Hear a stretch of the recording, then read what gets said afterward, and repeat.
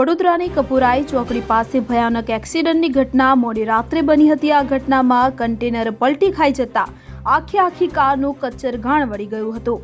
સદનસીબે કારમાં બેઠેલા 4 લોકોનો આ બાદ બચાવ થયો હતો। માત્ર ચાલકના હાથે જ સામાન્ય ઇજાઓ થઈ હોવાનું સામે આવ્યું છે। કારની હાલત જોઈને કોઈ બચ્યું હશે તેવો અંદાજ લગાવવો મુશ્કેલ હતો, પણ ચાલકે જણાવ્યું કે તેમના દ્વારા કરવામાં આવેલા સેવા કાર્યો તથા ભગવાનના આશીર્વાદને કારણે કોઈને ઈજા પહોંચી નથી। અકસ્માત ઓવરટેકના ચક્કરમાં થયો હોવાનું પ્રાથમિક અનુમાન છે। વિગતે વાત કરવામાં આવે તો વડોદરા પાસે આવેલા કપુરાઈ ચોકડી પાસે ગમખ્વાર અકસ્માતની ઘટના સામે આવી છે।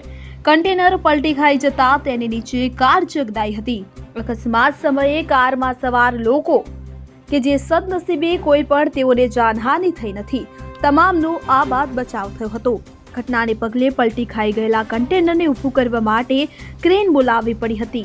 ઘટનાને પગલે 5 કિમી જેટલો ટ્રાફિક જામ સર્જાયો હતો। આ ઘટનાની જાણ થતાં જ પોલીસ સહિતનો સ્ટાફ ઘટના સ્થળે પહોંચ્યો હતો। ઘટનામાં મદદરૂપ થવાના પ્રયત્નો કર્યા હતા તો કાર ચાલક સંદીપભાઈ પટેલે મીડિયાને જણાવ્યું કે હું કાર ચલાવતો હતો અને સુરતથી કેશોદ જઈ રહ્યા હતા। મારી અને બાજુની કાર ચાલી રહી હતી કે તેનો ઓવરટેક કરવા જતા મેં કાર ધીરી કરી દીધી હતી અને તેને પણ કાર ધીમી કરી એટલે ઇકો કાર જતી રહી હતી।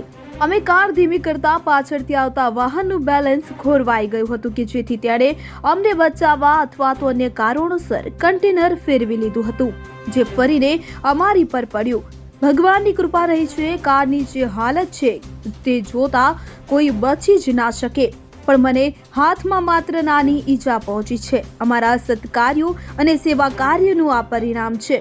અમે આવતીકાલે યોજાનાર સેવા કાર્યમાં ભાગ લેવા માટે જઈ રહ્યા હતા।